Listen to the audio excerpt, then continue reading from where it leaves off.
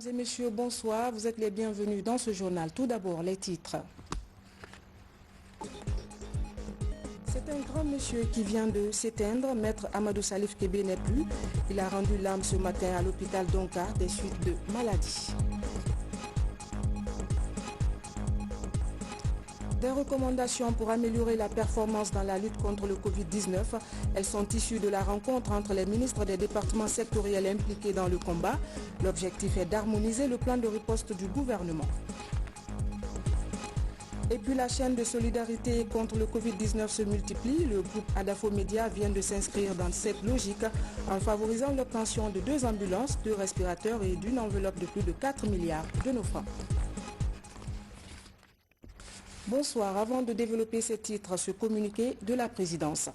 Le président de la République, le professeur Alpha Condé, a la profonde douleur d'annoncer le décès de Maître Salif Kébé, président de la Commission électorale nationale indépendante CENI, décès survenu ce jour, vendredi 17 avril 2020 à Conakry. Au cours de ces dernières années, Maître Salif Kébé a apporté son expertise dans le cadre du processus électoral dans notre pays. Dans un contexte difficile, souvent contradictoire, et malgré l'adversité, il a su garder un comportement calme et une politesse à toute épreuve. Le président de la République, le professeur Alpha Condé, présente ses condoléances à la famille de l'illustre disparu, à ses collaborateurs de la CENI, au barreau de Guinée dont il est issu, au gouvernement et au peuple de Guinée. Que l'âme du défunt repose en paix. Amen. Vous l'avez compris, la mort, la cruelle, a encore frappé. Le président de la CENI, Maître Salif Kébé, a passé l'arme à gauche. Il a été arraché à notre affection ce vendredi à l'hôpital d'Onka des suites de maladie. Mais qui est-il réellement? Le portrait de ce grand commis de l'État avec Seydou Diallo.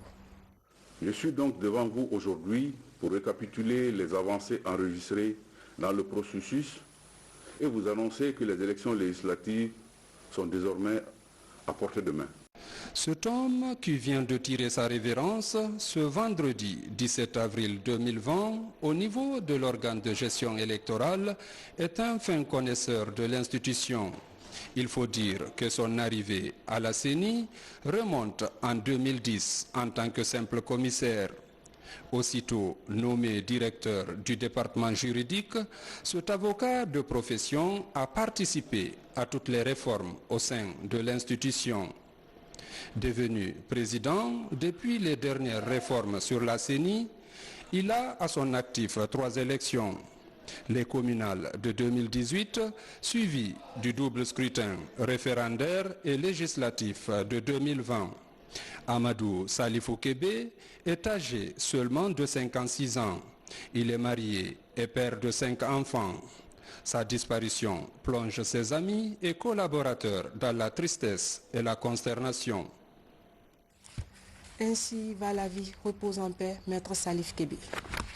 Ce communiqué, le ministre secrétaire général du gouvernement informe le peuple de Guinée du dépôt légal d'un exemplaire du numéro spécial du journal officiel de la République du 14 avril 2020 portant publication de la Constitution adoptée par référendum le 22 mars 2020. Lutte contre le Covid-19, le gouvernement affûte son plan de riposte. Les départements sectoriels ont décidé d'harmoniser leur riposte pour une action plus concrète et plus efficace. La réunion d'aujourd'hui a abouti sur plusieurs recommandations. Les détails avec Abdoulaye Diallo. La Guinée continue à enregistrer de nombreux cas positifs de coronavirus. Une situation qui préoccupe l'État guinéen. Autour de cette table, les ministres des départements sectoriels du pays échangent sur la mise en exécution du plan de riposte au Covid-19 initié par le gouvernement. L'objectif est d'harmoniser les points de vue pour mieux répondre aux besoins qu'expriment les Guinéens en cette période de crise mondiale. Le premier point qui a été dressé était relatif à la gestion de la pandémie. Voir réellement qu'est-ce qui manque à la santé, qu'est-ce qui manque à l'agence, l'ANSS en termes de gestion de la pandémie. Nous avons mis aussi les autres aspects qui sont contenus dans le plan de riposte.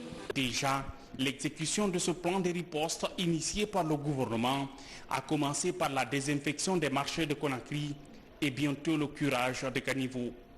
En ce qui concerne la gratuité des transports publics, l'application de la mesure n'a pas tardé surtout au niveau des bus de la société Al Bayrak. Nous avons fait le constat qu'effectivement la gratuité du transport public est entrée effectivement en vigueur, ce qui veut dire que les 62 bus de la Sotragui sont à la disposition des populations, de même que le train Conakry Express qui a commencé ses rotations depuis hier.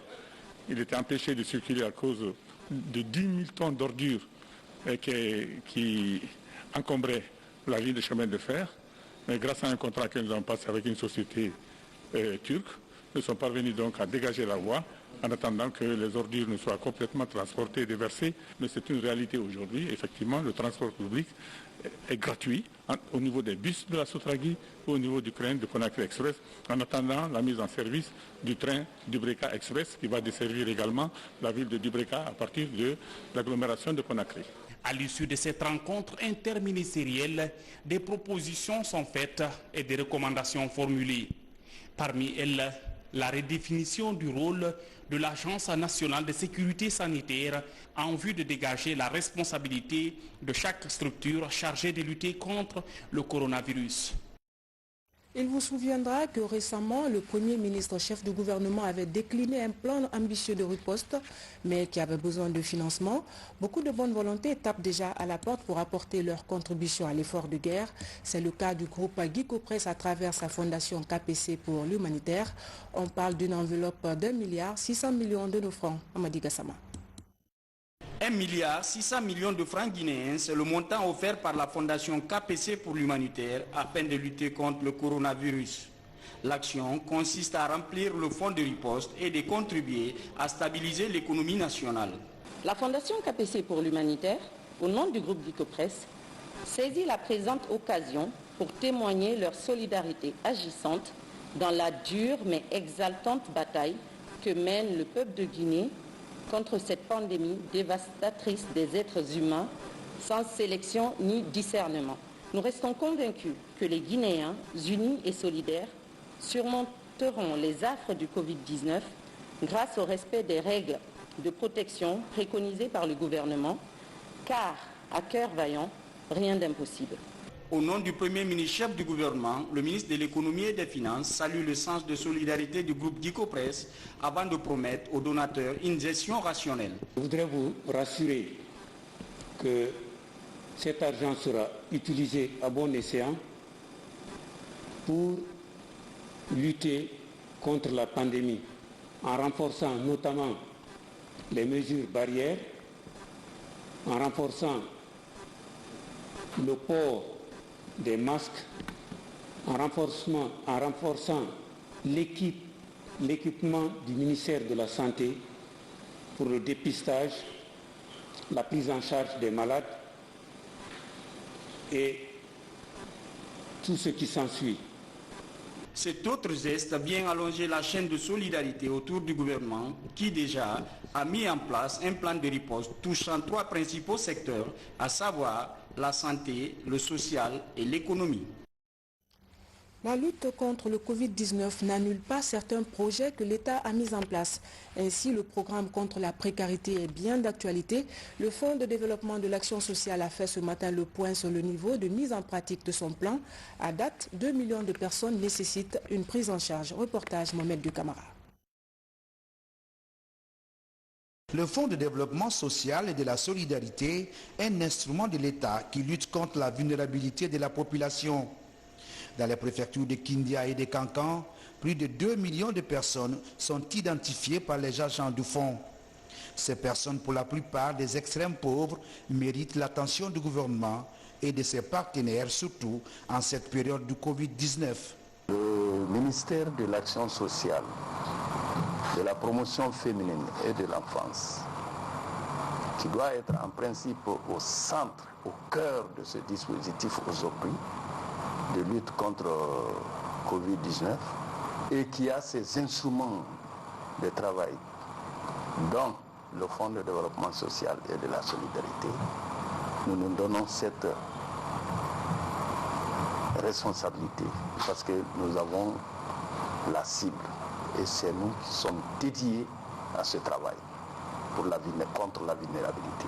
Dans son souci d'améliorer les conditions de vie de la population guinéenne et de son accès aux services sociaux de base, le Fonds de développement met un accent particulier sur les couches vulnérables.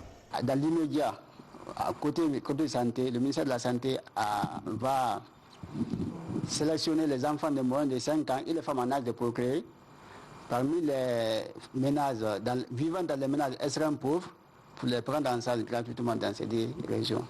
Donc il y a des cartes qui sont en train d'être imprimées, qui vont être distribuées dans les jours à venir à ces personnes bénéficiaires que l'outil a identifié comme extrêmement pauvres pour être plus...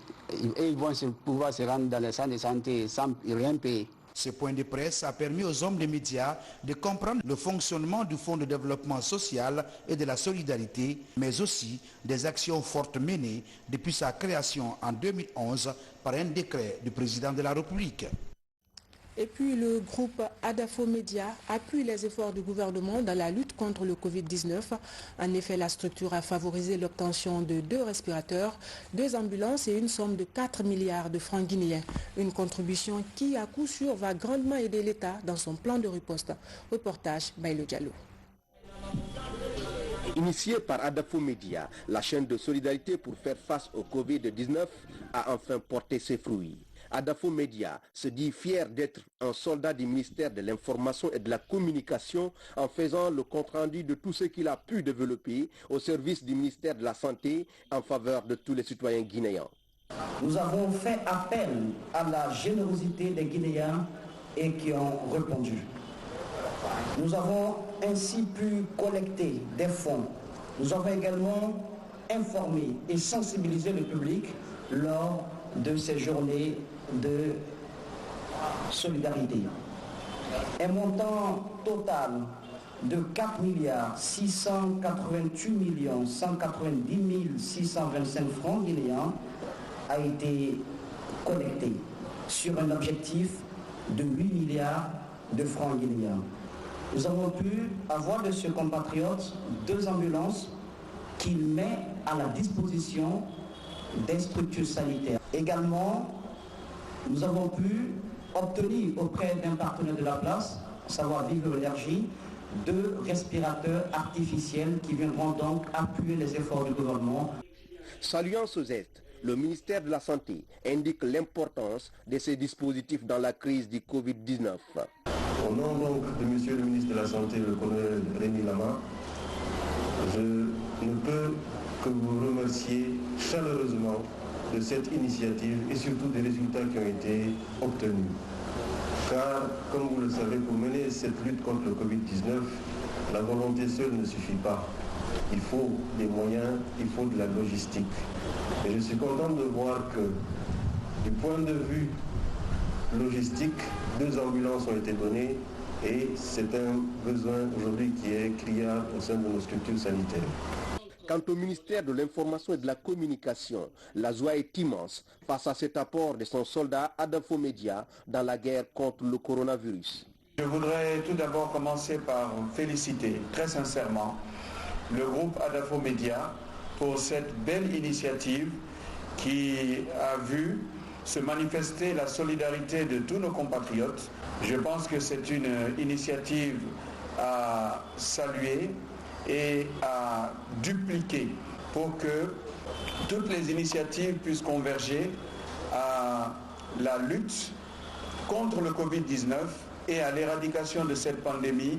Cette remise de 2 ambulances avec 2 appareils respiratoires artificiels et une somme de plus de 4 milliards de francs guinéens au ministère de la Santé vient comme un catalyseur indéniable qui insuffle un nouveau sang dans la lutte contre le Covid-19 en Guinée. Dans la foulée, le coup de main du chef de l'État au district de la commune rurale de Boké, c'est le ministre de l'Information et de la Communication qui va procéder demain à la remise de ces matériels sanitaires. Il s'agit de kits d'hygiène pour renforcer le dispositif de prévention au sein de ces localités. Voilà des kits sanitaires destinés au district de Boké. Cet autre appui, il s'agit des kits de protection contre le Covid-19, mais cette fois-ci pour le ministère de la Santé, une action qui s'inscrit dans le cadre d'un programme d'assistance humanitaire initié par le groupe Sanou Assurance. Reportage Bernard Tanguino. L'élan des solidarités nationales contre le Covid-19 se poursuit dans le pays. Le groupe Sunu Assurance Guinée offre un lot de kits de protection au ministère de la Santé et de l'Hygiène publique. Cette assistance matérielle vise à soutenir les efforts du gouvernement dans la gestion de la pandémie. Ce don s'inscrit dans le cadre d'une politique générale du groupe Sunu qui consistait donc à octroyer 310 millions de francs CFA à l'ensemble des ministères donc de la santé des pays dans lesquels les filiales donc opèrent. Il faut dire que ça a toujours été la politique donc du groupe, c'est-à-dire placer la personne humaine au centre donc de notre action, donc au cœur de notre métier. Ce don composé de savon, d'eau de javel et de masques de protection est évalué à 85 millions de francs guinéens. Il vient accompagner les populations dans l'application des gestes barrières, tout un soulagement pour les autorités sanitaires du pays. Le geste de Sunu Assurance nous va droit au cœur. C'est pourquoi au nom de Monsieur le ministre de la Santé, le médecin-colonel Rémi Lama, nous avons remercié du fond du cœur la société Sunu et nous avons prié pour que les autres sociétés puissent continuer à s'inscrire dans ce cadre afin d'accompagner le département de la santé. Comme vous le savez, la lutte contre le Covid-19 n'est plus l'apanage d'une seule entité ou d'un seul département. Le don de la société Sunu Assurance Guinée constitue le tout premier appui de la part des entreprises d'assurance locales. Une assistance qui devrait susciter de nouvelles actions volontaires en vue de renforcer l'effort collectif de lutte contre le coronavirus. En parlant de chaîne de solidarité, les patients de Donka bénéficient d'un autre type d'accompagnement. 150 moustiquaires offertes par la coalition citoyenne contre le Covid-19. L'objectif est d'accompagner le gouvernement dans ce combat. Reportage Guénéen Sané. Chaque action compte dans la lutte contre le coronavirus. Ces jeunes Guinéens évoluant dans diverses organisations de la société civile se lancent dans le combat. Ils offrent 150 moustiquaires imprégnés aux malades du Covid-19 alités à Donka pour éviter à ces derniers de contracter, en plus du virus, le paludisme. Le plan d'action que nous menons dans la coalition, que nous devrons mener dans la coalition, nous avons le volet social.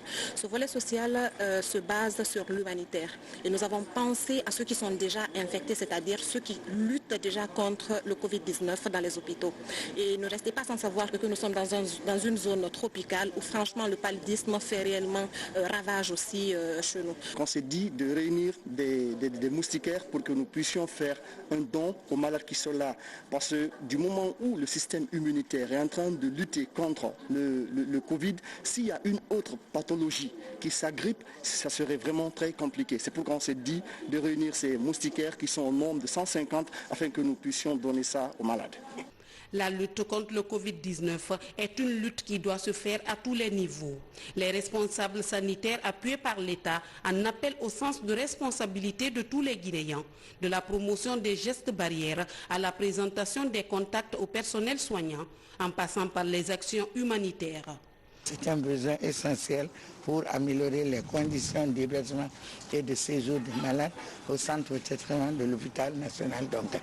Donc au nom de son Excellence, Monsieur le ministre de la Santé, au nom du directeur général de l'Agence nationale de sécurité sanitaire et au nom de toutes les autorités sanitaires de notre pays, je voudrais adresser mes sincères remerciements à la coalition citoyenne contre le Covid-19 et les rassurer que ces moustiquaires seront judicieusement utilisés pour améliorer la santé de nos malades, mais contribuer à améliorer les conditions de leur séjour à l'hôpital national d'Onka. Cette action humanitaire est de la coalition citoyenne contre le Covid-19. Elle intervient après l'invite du président de la République aux bonnes volontés à se joindre au combat contre le coronavirus dans notre pays. Il n'y a pas de petites actions pour booster le coronavirus hors de nos frontières. L'effort de tout un chacun compte. C'est dans ce cadre que la Fondation Alpha Condé et d'autres structures associatives ont offert plus de 1000 cache-nez aux travailleurs de la casse de Dixine. Ces équipements viennent d'être remis aux bénéficiaires avec des messages de sensibilisation. Reportage Bakary Bamba Condé.